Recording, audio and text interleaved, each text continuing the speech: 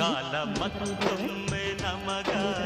ಹೆಚ್ಚು ಕಡಿಮೆ ಮಗು ಬೀಳ್ತವೆ, ಇಲ್ಲಾಂದರೆ ಮಗು ಒಂದು ಇರ್ತದೆ ಒಂದೊಂದು ಮರದಲ್ಲಿ ಇದೆಲ್ಲ ಆಗದೆ ಒಂದು ಕೊಟ್ಟಿತ್ತು ಅಂತಲೇ ಹೇಳ್ಬೋದು. ಟೈಮೆಲ್ಲ ಆಗ್ತಿದ್ವಿ, ಅದೊಂಥರ ಖುಷಿ ಇತ್ತು ಅಂತಲೇ ಹೇಳ್ಬೋದು.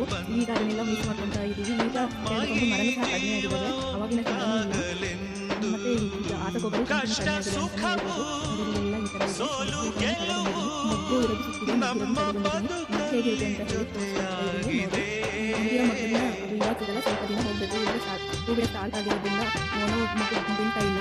ಹಸಿ ಮಗು ನನಗೆಲ್ಲ ತೋರಿಸ್ತೀನಿ ನೋಡಿ. ಈ ಥರ ಹುಲ್ಲು ಸಿಕ್ಕಿದ್ದು ಹೂವಿನ ದಳಗಳನ್ನು ಮುಗಿಬಿಟ್ಟು ನಾವು ಹಿಂದೆ ಒಂದು ಫೋನ್ ಹಾಕಿಬಿಟ್ಟು ಆಟ ಆಡ್ತಿದ್ವಿ. ಇವಾಗ ಈ ಥರ ಇರುತ್ತೆ ಮಗು. ಇದು ಹಸಿ ಮಗು. ಇದನ್ನು ಒಣಗಿಸ್ಬೇಕು. ಒಂದೊಂದು ಮರದಲ್ಲಿ ಒಣಗಿರ್ತವೆ, ಬೇಯಿಸಿ ಒಣಗಾದ್ಮೇಲೆ ಬೇಯಿಸಿ ಮರದಲ್ಲಿ ಹಸಿರು ಸಿಗುತ್ತೆ ಅಂತಲೇ ಹೇಳ್ಬೋದು. ಈ ಥರ ಇರುತ್ತೆ ಇದು ಮಗು. ಮಗುನೂ ಸಹ ಸಾಂಬಾರು ಪದಾರ್ಥದಲ್ಲಿ ನಾನು ನೋಡಿದ್ದೇನೆ ಯೂಸ್ ಮಾಡೋದ.